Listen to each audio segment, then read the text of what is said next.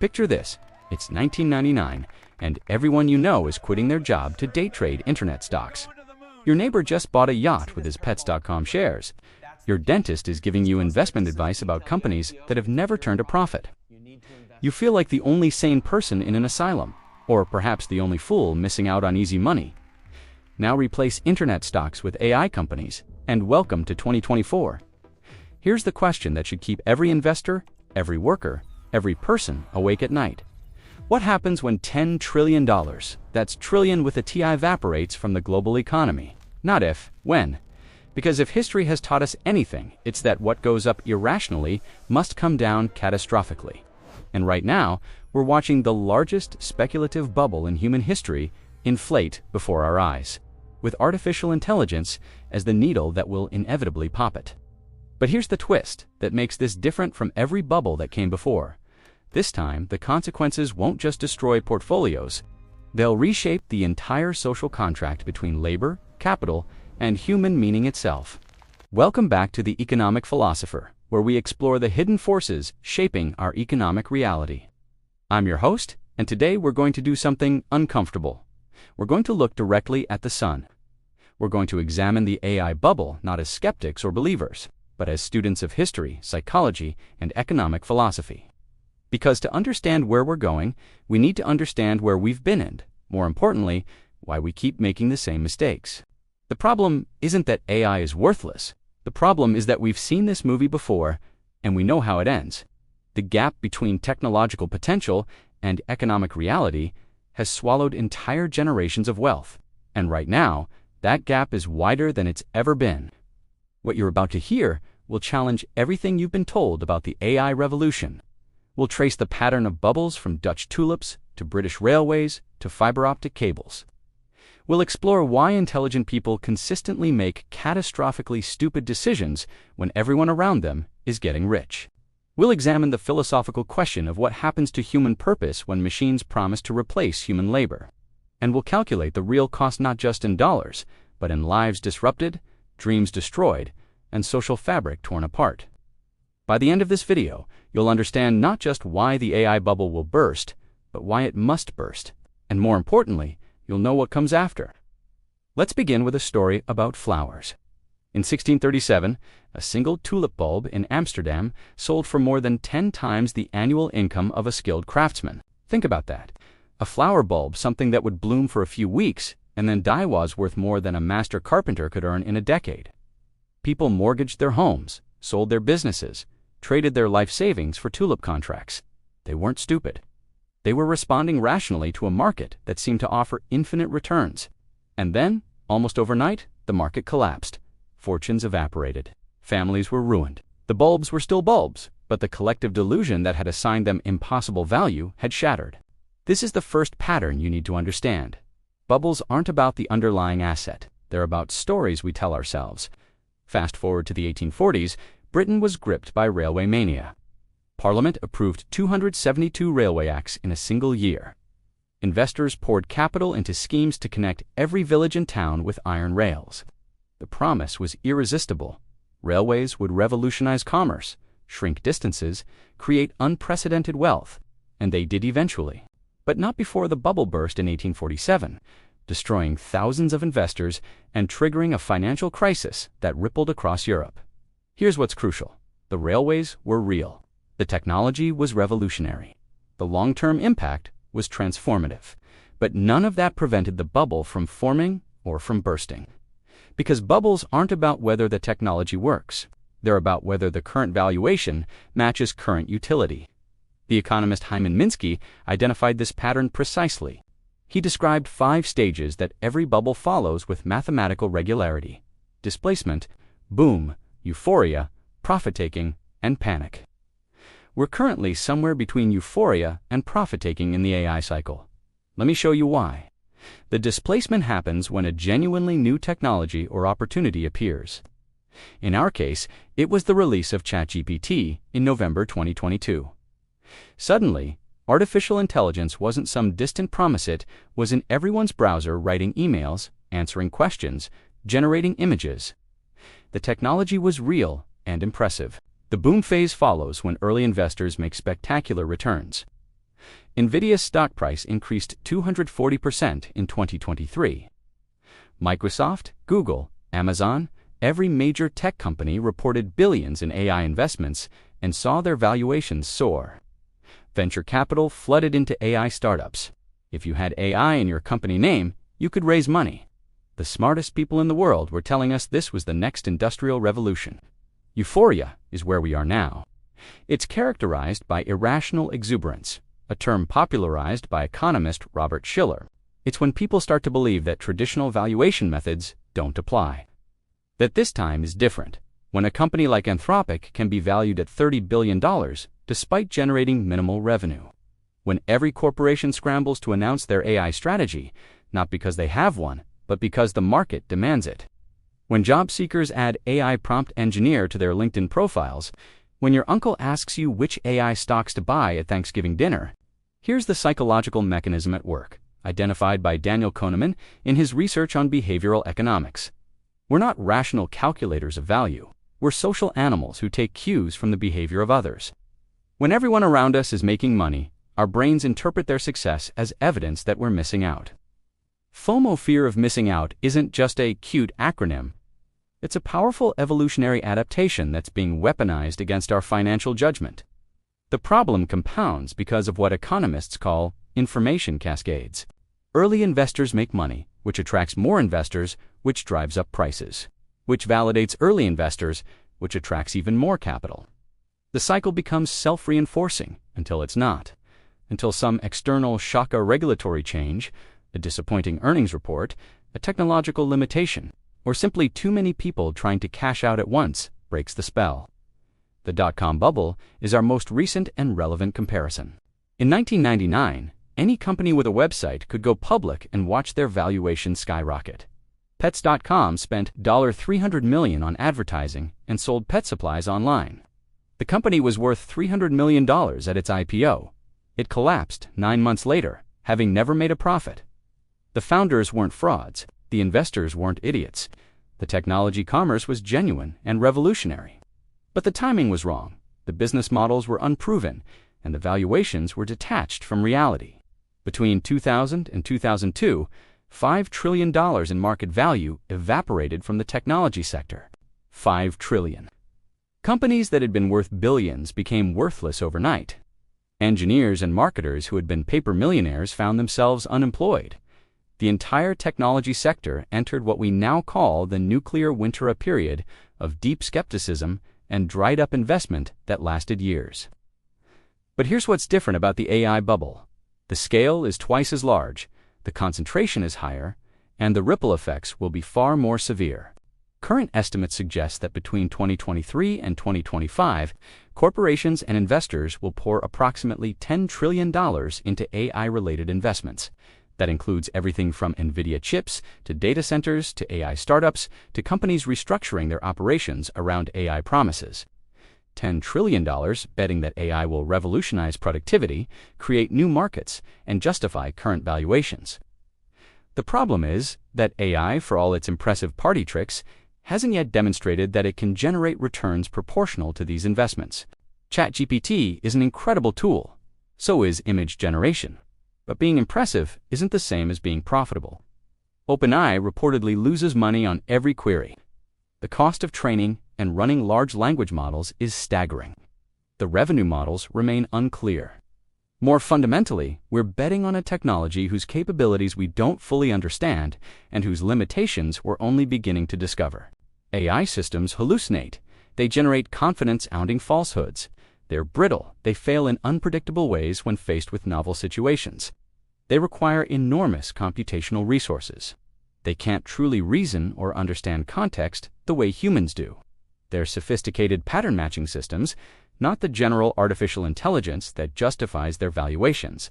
This doesn't mean AI is worthless. It means AI in 2024 is like the internet in 1999, real, revolutionary in potential, but not yet ready to support the weight of $10 trillion in expectations. The philosopher Karl Popper talked about the poverty of historicism, the idea that we can't predict the future by extrapolating from the past. But while we can't predict specific events, we can identify patterns, and the pattern of technological bubbles is clear. they always end the same way. Not because the technology fails, but because human psychology and market dynamics are remarkably consistent. Let's talk about you. Yes, you watching this video. You consider yourself rational, right? You make decisions based on evidence and analysis. You're not one of those people who falls for get-rich-quick schemes or investment manias, except you probably are. We all are, because the psychological mechanisms that drive bubbles don't discriminate based on intelligence or education. In fact, intelligence can make you more vulnerable, not less, because smart people are better at rationalizing their decisions after the fact. The psychologist Philip Tetlock spent decades studying expert predictions. His finding was devastating. Experts are no better at predicting the future than random chance. In some cases, they're worse, because their expertise gives them false confidence. The people who are most certain they understand AI's trajectory are probably the least equipped to predict its economic impact. Let's examine the cognitive biases at play in the AI bubble. First, there's recency bias. We overweight recent events when making predictions about the future. ChatGPT was released just over a year ago, and in that time, we've seen rapid improvements in AI capabilities. Our brains extrapolate this improvement linearly or even exponentially into the future. If AI improved this much in 1 year, imagine 5 years, 10 years. But technological progress isn't linear.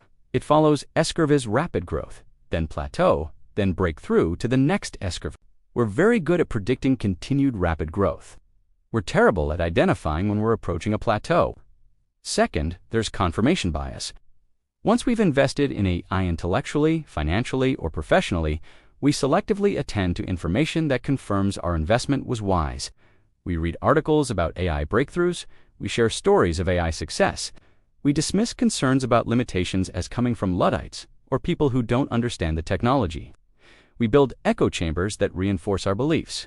Third, there's social proof. We assume that if everyone else believes something, it must be true.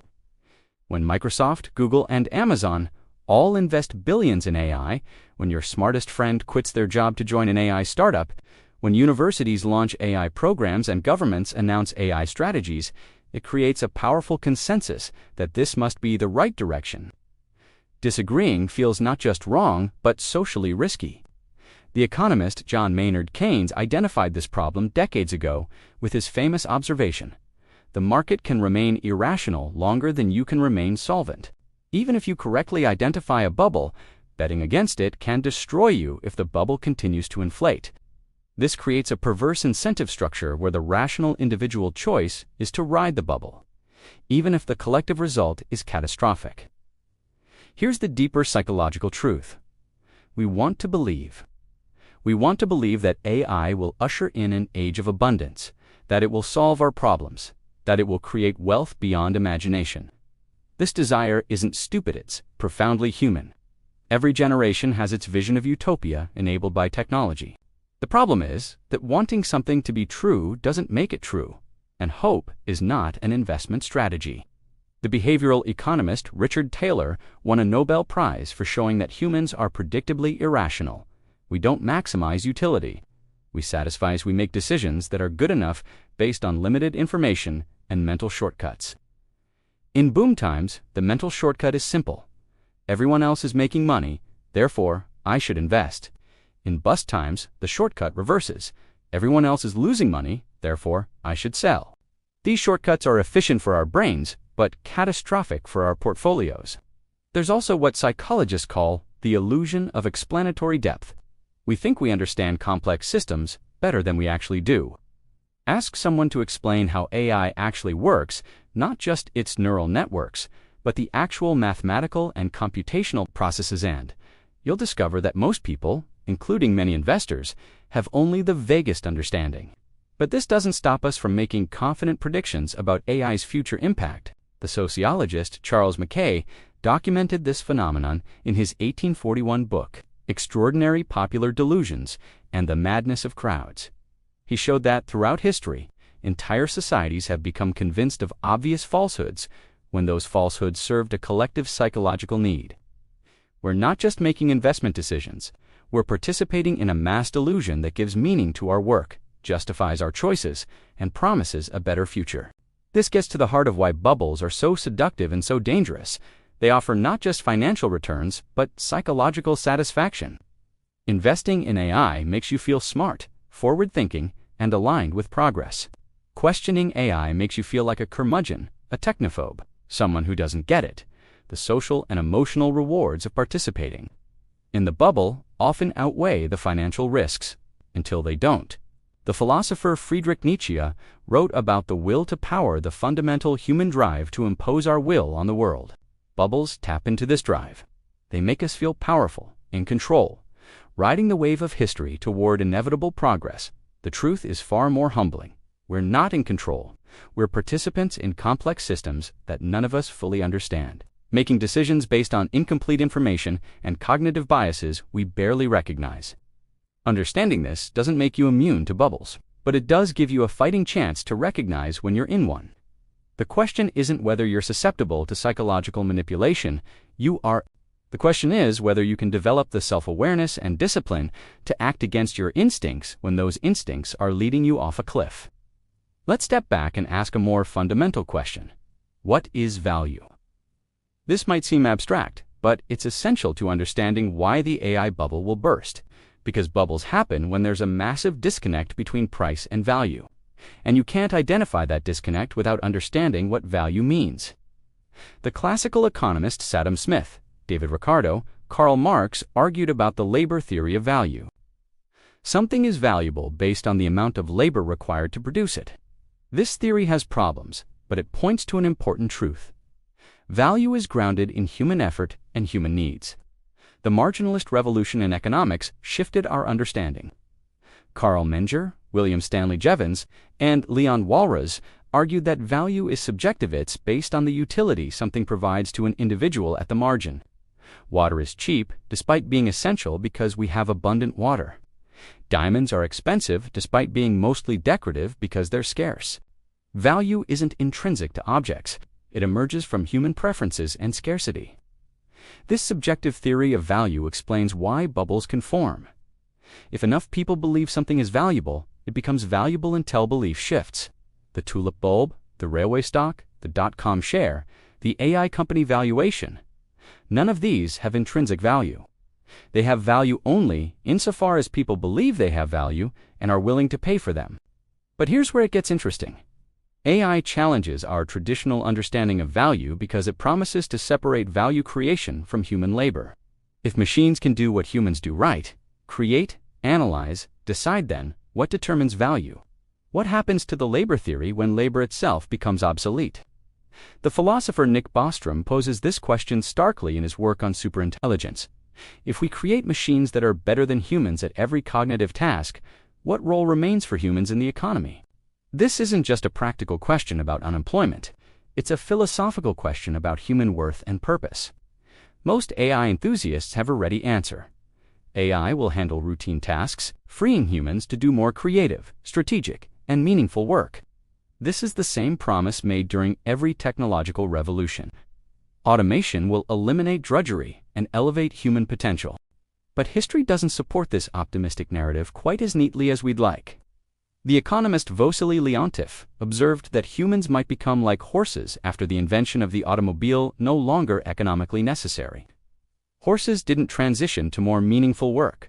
They simply became obsolete for most economic purposes. The horse population in the United States declined from 26 million in 1915 to 3 million in 1960.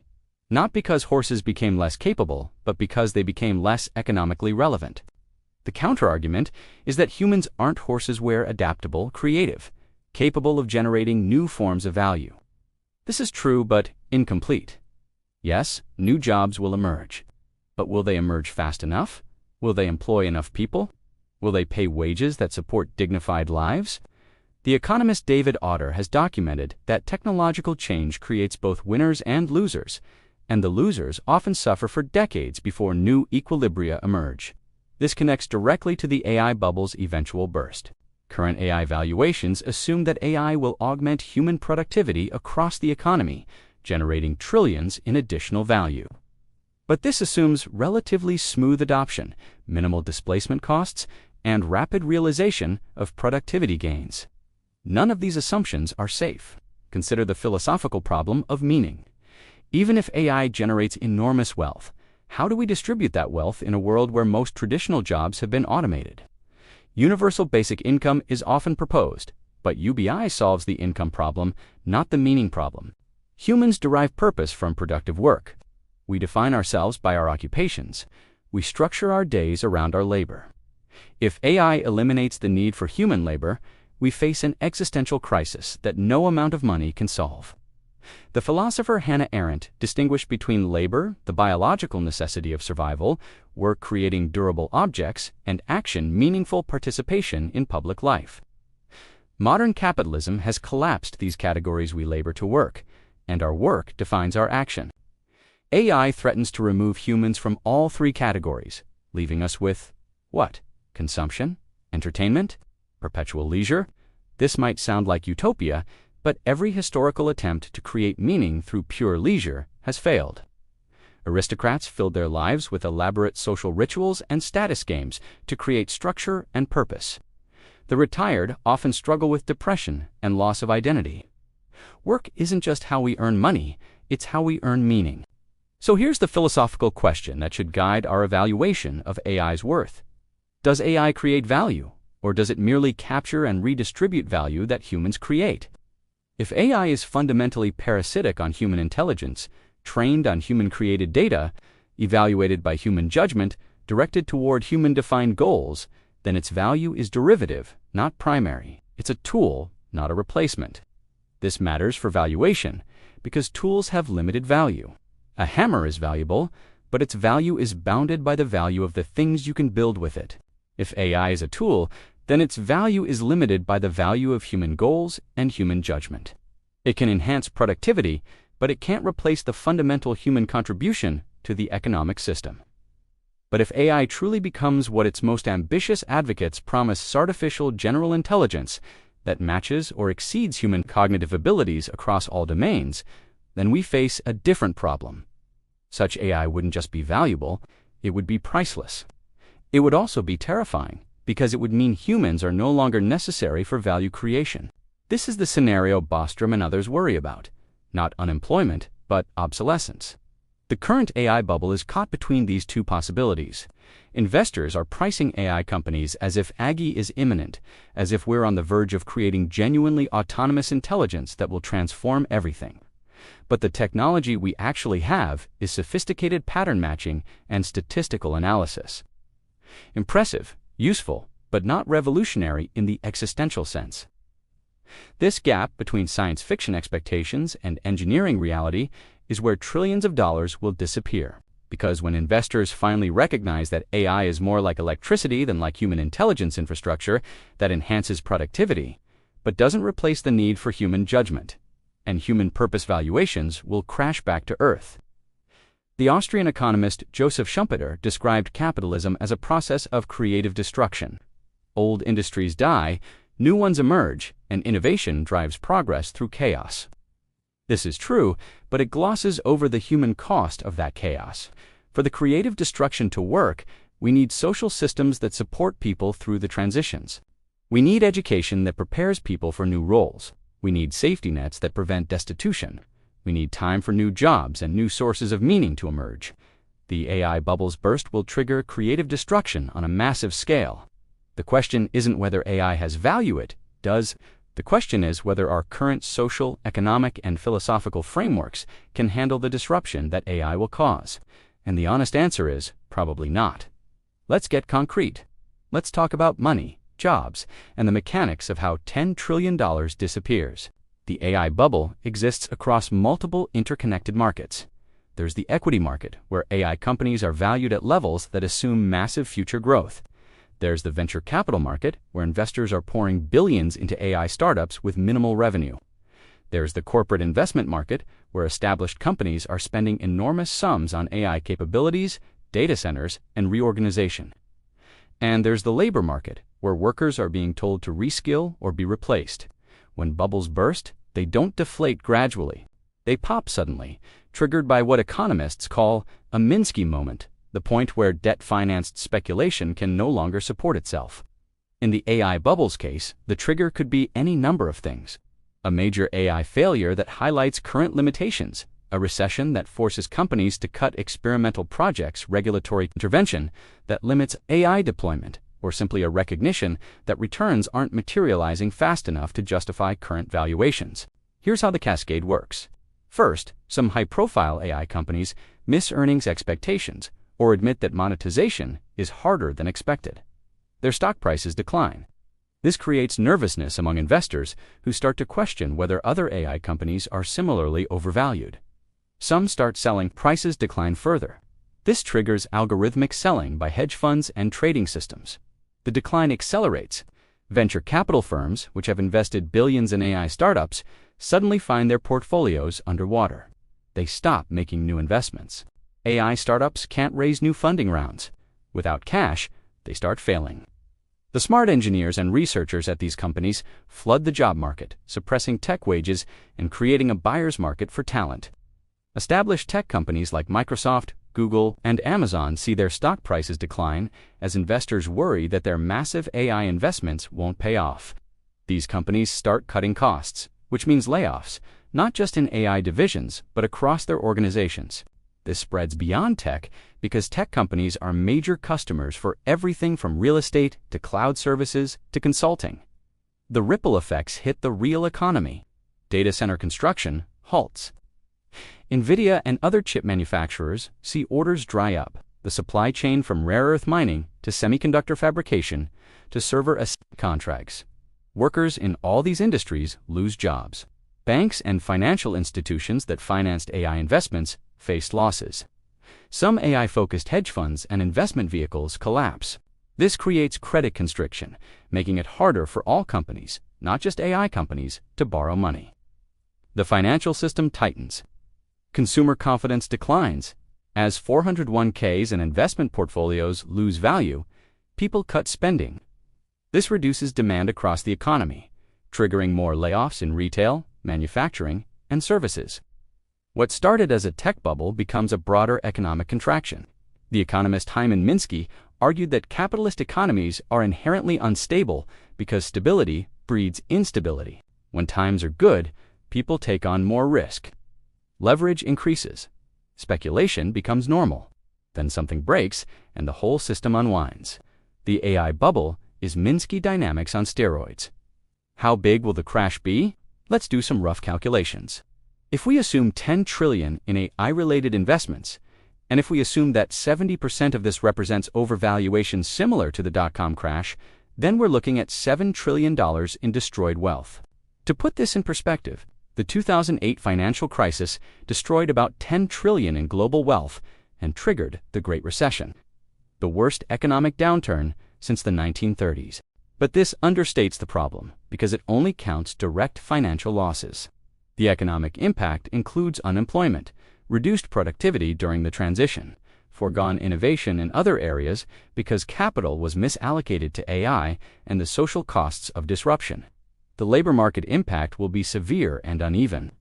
AI is particularly good at routine cognitive tasks, data entry, basic writing, simple analysis, pattern recognition.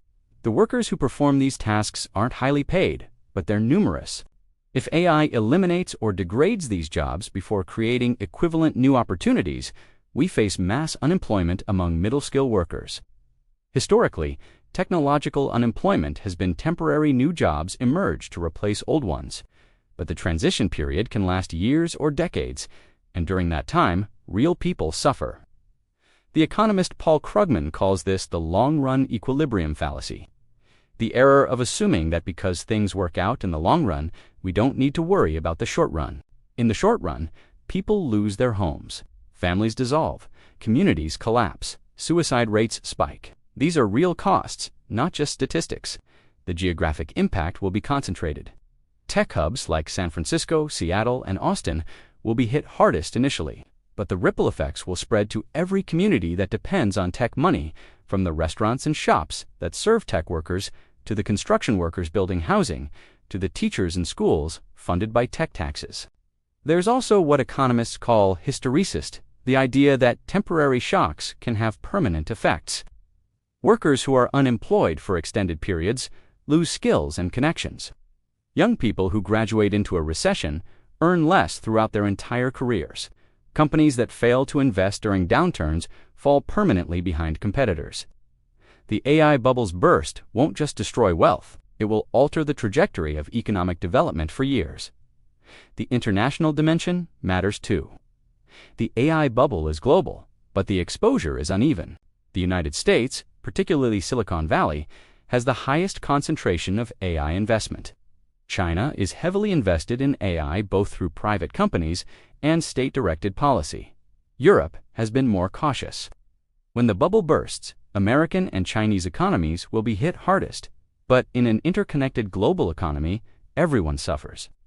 There's a darker possibility that economists rarely discuss publicly: systemic risk. If major tech companies like Microsoft or Google face serious financial distress, they could drag down the banks and financial institutions that have financed them. If pension funds and sovereign wealth funds suffer massive losses on AI investments, they might not be able to meet their obligations. If the crash triggers a broader financial crisis, we could face bank runs, currency instability, and cascading failures across the financial system. The 2008 crisis taught us that modern financial systems are fragile. Banks are interconnected through complex webs of obligations. Derivatives and leverage amplify small shocks into system-threatening crises. Central banks and governments can intervene, but their tools are limited, especially if government debt is already high and interest rates are already elevated. The economist Nouriel Roubini, who predicted the 2008 crisis, warns that the next crisis could be worse because we haven't fixed the underlying fragilities in the financial system. We've added more complexity, more leverage, and more interconnection. The AI bubble could be the spark that ignites a conflagration. Now, I'm not predicting apocalypse. Economies are resilient. Humans are adaptable. We've survived and recovered from every previous bubble and crash. But recovery takes time, costs money, and inflicts suffering. The question isn't whether we'll recover, we will. The question is how much pain we're willing to accept in the meantime. This brings us to the policy question. Can we prevent the bubble from bursting, or at least soften the landing? In theory, yes. Regulators could limit speculative investment. Central banks could raise interest rates to cool the market. Governments could invest in retraining programs and social safety nets. Companies could moderate their AI expectations and investments. In practice, probably not. Every previous bubble featured smart people arguing for intervention and being ignored, because the pain of popping the bubble deliberately seems worse than the risk of letting it pop naturally. This time, as different is always the refrain. We're biased toward optimism and action over caution and restraint. The economist John Kenneth Galbraith observed that financial memory is short. Every generation forgets the lessons of previous bubbles and has to learn them anew through painful experience. We're about to get that education again. Here's what the economic models miss. Behind every percentage point of unemployment, every $1 trillion of destroyed wealth, every failed company, there are human beings whose lives are appended. Let me tell you about Sarah. She's a composite of real people I've encountered, but her story is representative. Sarah is 42, works as a technical writer for a medium-sized software company, and has 2 kids in middle school. She makes decent money. Not Silicon Valley rich, but comfortable. She's been with her company for 8 years. She's good at her job. Last year, her company invested heavily in AI tools that can generate documentation, write user guides, and create training materials. At first, Sarah was told AI would augment her work, make her more productive. But productivity meant doing more with fewer people. 3 months ago, her department was restructured. Half the team was laid off. Sarah kept her job, but now she's doing the work of 3 people with AI assistants for the same salary. She's exhausted and anxious. She knows the next restructuring will probably eliminate her position entirely. She's 42, which means she's too expensive for entry-level positions, but not senior enough for leadership roles that AI can't easily replace. She's started looking for new jobs, but discovers that everyone is either implementing AI to reduce headcount or has already done so. Her kids need her present, but she's working 60-hour weeks trying to prove her value. Her marriage is strained, she's not sleeping well. She's started seeing a therapist and taking anxiety medication. On paper, she's still employed, still middle class. In reality, her life is falling apart. Now multiply Sarah by millions. That's what technological disruption looks like at the human level. It's not creative destruction in the abstract. It's destroyed careers, broken families, lost homes, and communities in decline. The sociologist Arlie Hochschild studied the emotional cost of economic displacement in her book, Strangers in Their Own Land. She found that people who lose economic status don't just lose income, they lose identity, purpose, and social position. They feel like they've been left behind by forces they don't understand and can't control. This manifests as anger, resentment, and political radicalization. The opioid crisis in the United States is partially an economic story. Communities that lost manufacturing jobs saw surges in addiction, suicide, and despair. The economist Anne Case and Angus Dighton call these deaths of despair. Fatalities caused not by disease, but by the loss of hope and purpose that comes from economic displacement. The AI bubbles burst will create similar dynamics on a massive scale. When tech workers lose jobs, they don't just lose paychecks, they lose the identity and status that came from being part of the innovative, forward-thinking sector. When white-collar workers are replaced by AI, they face the existential question that blue-collar workers have grappled with for decades. If machines can do my job, what am I for? This gets to the deeper question of social cohesion.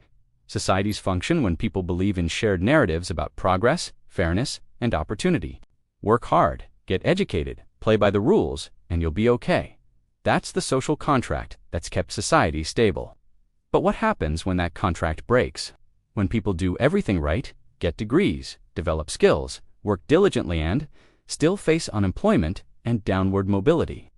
History shows that societies under this kind of stress fracture along existing fault lines, class resentment intensifies, scapegoating increases, political extremism grows, faith in institutions erodes. The political philosopher John Rawls argued that a just society is one designed behind a veil of ignorance. If you didn't know what position you'd occupy in society, what rules would you choose? This thought experiment is useful for thinking about AI and automation. If you didn't know whether you'd be a tech billionaire or a displaced worker, what policies would you support? The current trajectory isn't being chosen behind any veil of ignorance. It's being chosen by people who are confident they'll be winners in the AI revolution. For people who are terrified, they'll be losers. That's not a recipe for social stability. The philosopher Martha Nussbaum writes about human capabilities, the basic abilities and opportunities that every person deserves to live a dignified life. She argues that economic systems should be judged not by GDP growth, but by whether they enable human flourishing. By this standard, the AI bubble and its burst are moral catastrophes, regardless of whether they eventually lead to greater productivity or wealth. There's also an intergenerational dimension to this. Young people entering the workforce will face an economy transformed by AI and scarred by the bubble's burst.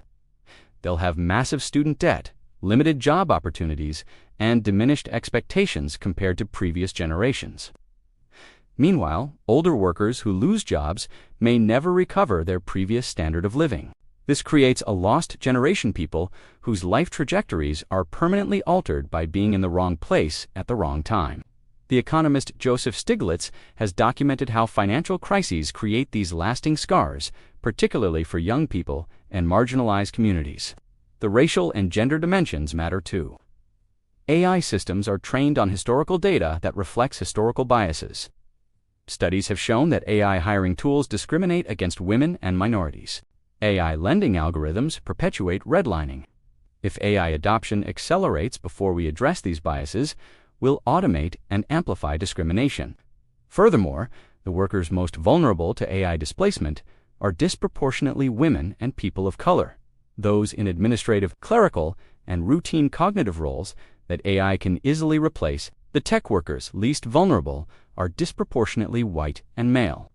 The AI transition risks widening existing inequalities. The philosopher Iris Marion Young argued that justice requires not just fair distribution of resources, but also fair representation in decision-making. Who is deciding how AI gets deployed? Who benefits from those decisions? Who bears the costs? These aren't just economic questions, they're questions about power and whose interests get prioritized. Right now, the people making AI decisions are predominantly tech executives, venture capitalists, and policymakers who are insulated from the consequences of those decisions. The workers whose jobs are being automated, the communities whose economies are being disrupted, The families facing downward mobility, they have little voice in the process. This is ultimately a question of values. Do we value efficiency above all else? Or do we value human dignity, social stability, and shared prosperity? Because the AI bubble represents a choice, even if we don't consciously make it, we're choosing to prioritize the potential upside of AI for investors and tech companies over the certain downsides for workers and communities.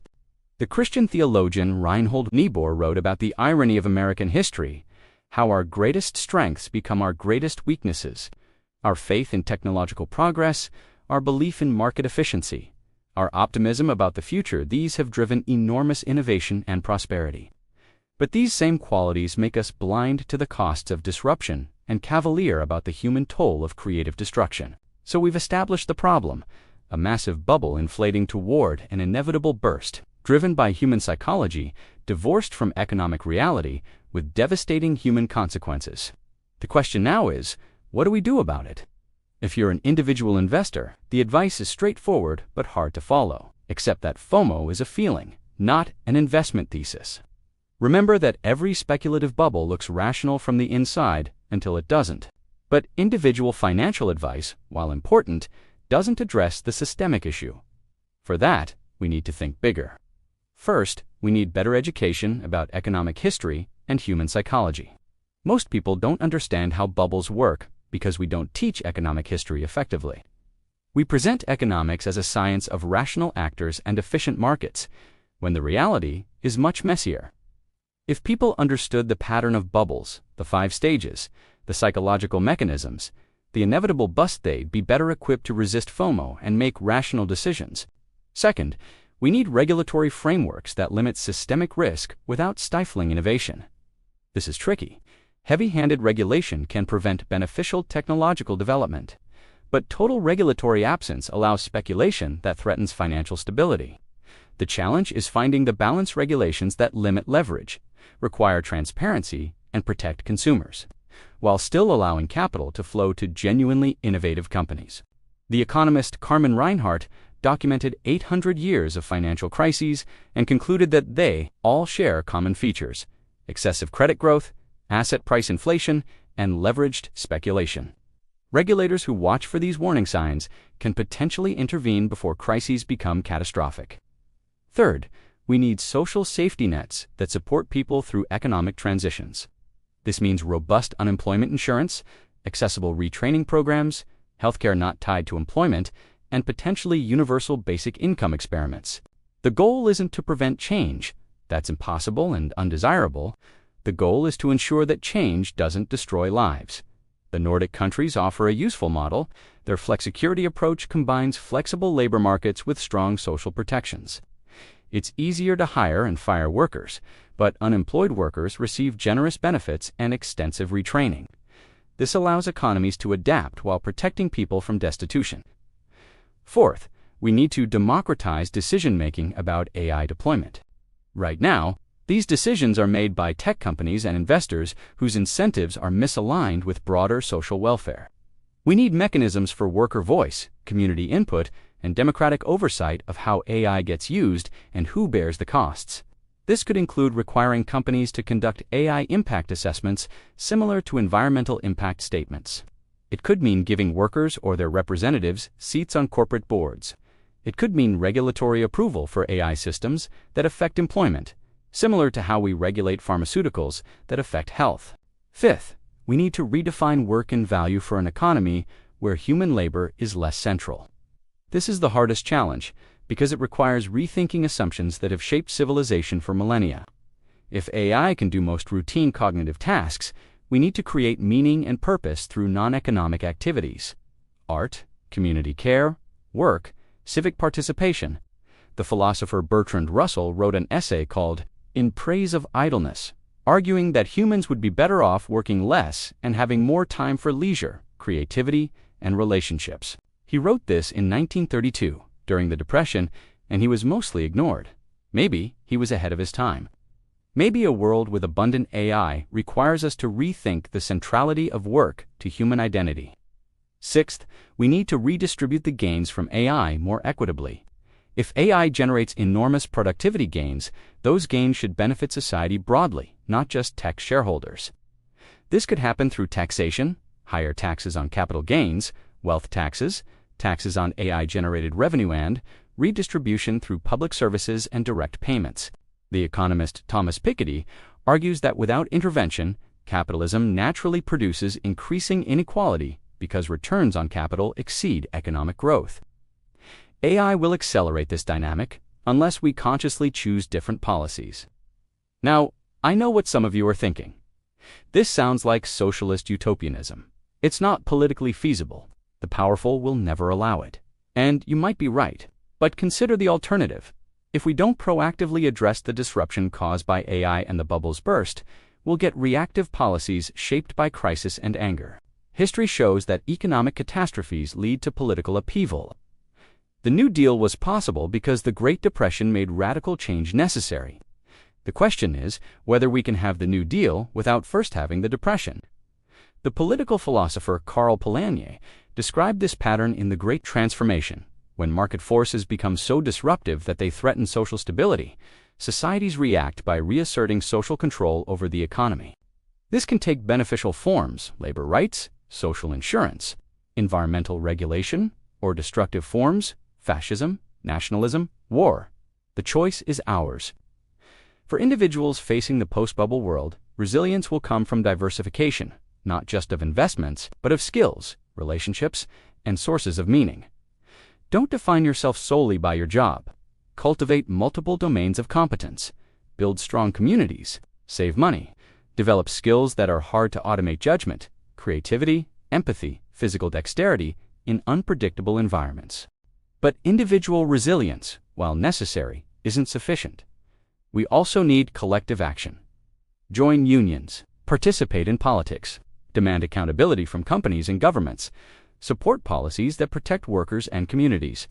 The AI transition will happen with or without your input, but the specific form it takes depends on political choices. There's a philosophical question here about agency and determinism. Are we simply passive victims of technological and economic forces beyond our control? Or can we shape those forces toward humane ends? The honest answer is somewhere in between.